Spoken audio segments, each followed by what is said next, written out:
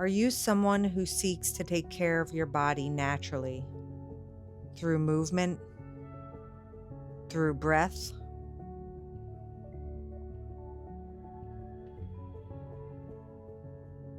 Do you strive to ingest food as it comes from the earth? Maybe not always doing, but knowing. Do you find yourself stepping into nature to restore your calm? Do you trust herbs, teas, traditional remedies, and find yourself leery of pills and the inexhaustible list of side effects? Do you choose healing hands over invasive procedures? Well, John and I do the same. But last week, during an acupuncture treatment, John got seriously injured, and we had to turn to Western medicine to make the repair. We thought it important to share with you, not to bash acupuncture, because we love and respect how much relief and healing it provides. But we also know that knowing this could save your life.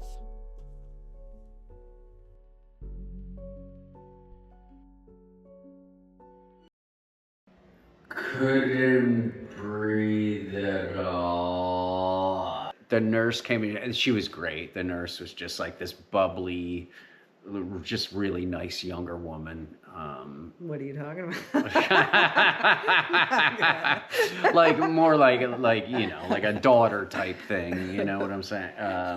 Yeah. All those daughter nurses, guys. Hi, we're John and Anitra. Our niche in YouTube was supposed to be outdoor adventuring, van life, homesteading, all the great things. But unfortunately, this year, since we started our channel, we've run into a series of unfortunate, stupid stuff, which has prevented us from moving forward with what we thought our niche would be. And this is the latest. So John just got home last night from his pneumothorax experience. Yeah. Everybody should go through it. Highly recommended. On Wednesday, I went to my acupuncturist. I was on the table. As I started breathing, I almost felt like there was gravel in my lungs. Like every time I took a breath, it felt like there was a little bit of gravel, like rubbing back and forth. The needle stayed in there which, for an hour. Yeah, slowly letting air out, I guess.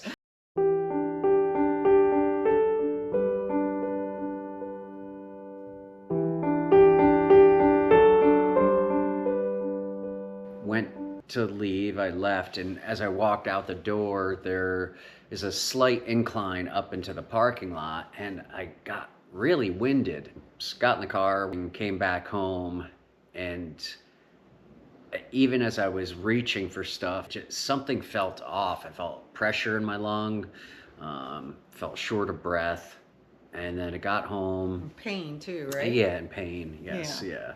And so, anyway, long story short, I got home, and then I went to get in the shower, turn the shower on, and then I bent over to take my socks off, and the pain and the shortness of breath just intensified significantly.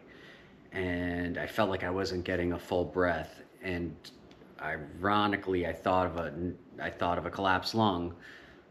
Well, then I Dr. Googled it, and because I didn't think that this was an actual possibility even. Dr. Googled it, and it is a very rare occurrence that can happen. And so they told you to do some exertion exercise, right? Yeah, to test. Yeah. So they said jog in place and see if that adds. So I literally got 3 steps in and I doubled over. Went to the emergency room. They stuck me in the hallway. Do you have a hallway discount is what I said to her. So EKG, blood tests, CKMB blood tests, all that kind of stuff. And then they ended up doing a chest x-ray. all of a sudden, maybe about at the 3 hour mark, 4 people come running over and they're like, we need to get you in a room and get oxygen on you.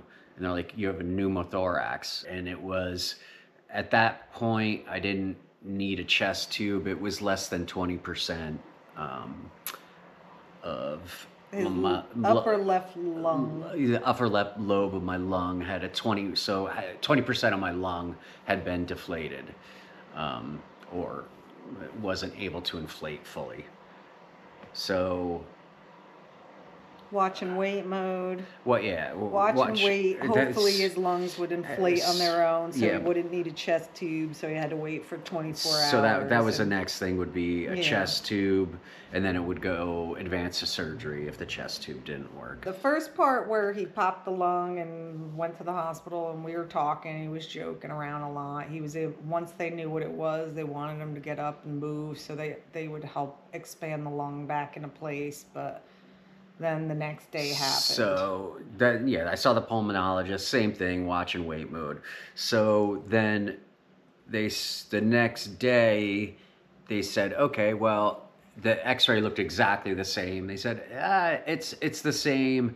If you want to go home, you can go home.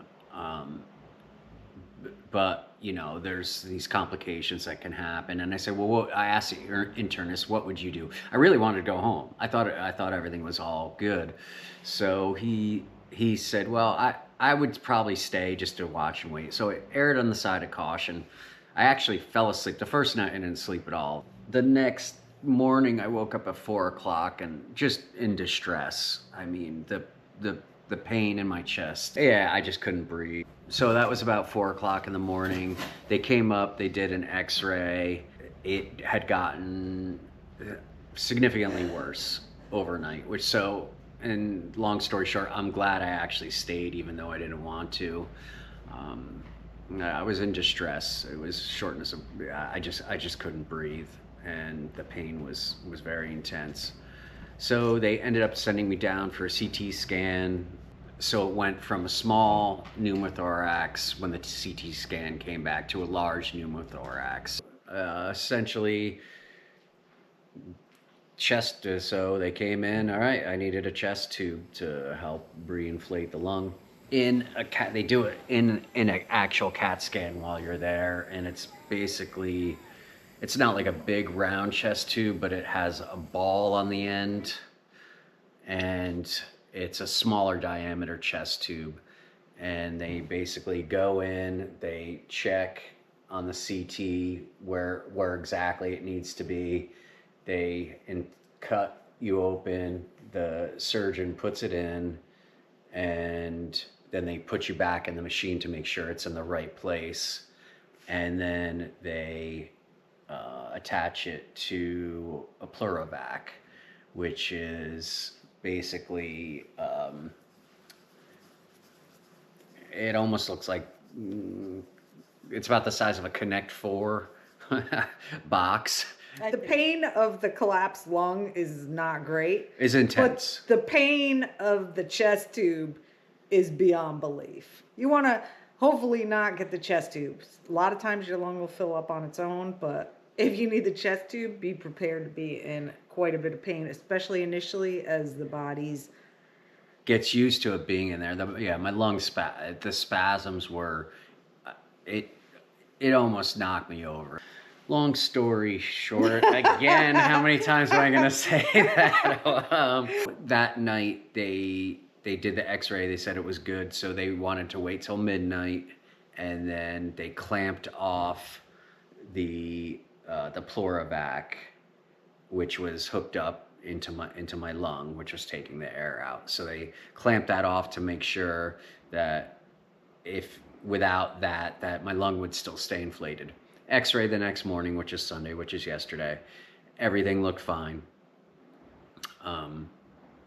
Great. Okay, the internist came in. He said he talked to the pulmonologist. Everything's good. You're gonna get out of here. This was like 10 o'clock in the morning. And inserting the chest tube hurts. Taking it out is otherworldly and intense pain. I had no idea what to expect at all. I just thought it was going to kind of be a slow, you know, nice thing. It wasn't going to hurt that bad. I didn't really have any idea at all. Good thing you didn't. He goes, breathe in. And I feel him wrap his hand around the end of it. And he goes, breathe out. And he yanked on it. It was like, wham. Like he was starting a lawnmower, straight up. The pain, I almost passed out. I felt it it's a thinner tube, but there's a ball on the end of it that sucks all of the air out.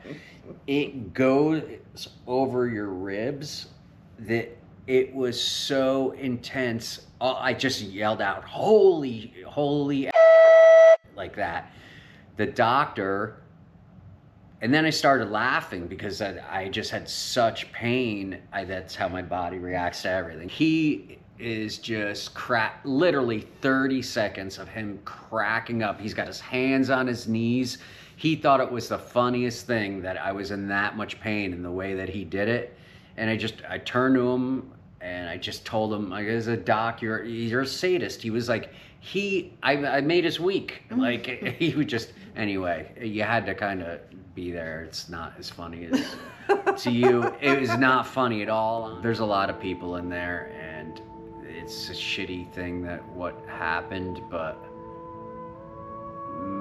we really, really forget how lucky we are to not have any issues in our day-to-day lives, and we get just so caught up in the minutia of just crap.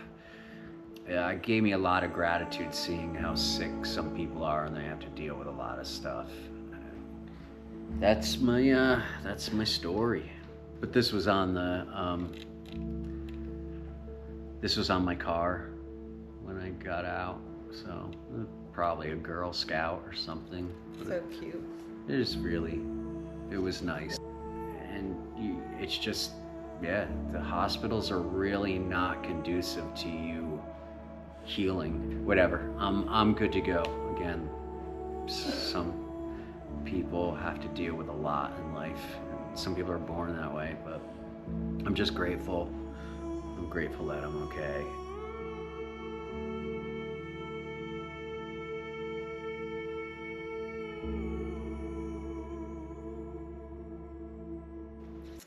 Yeah, he went in the bathroom and the nurse was like, thank you so much for coming. He was a little crazy this morning.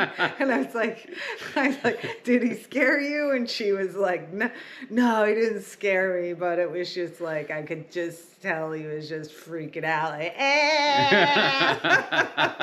If you ever have the symptoms that John has after an acupuncture session, Yeah. you should know, right? That this is a really rare possibility that could happen. It's a 1 in a million chance. And yeah, woo.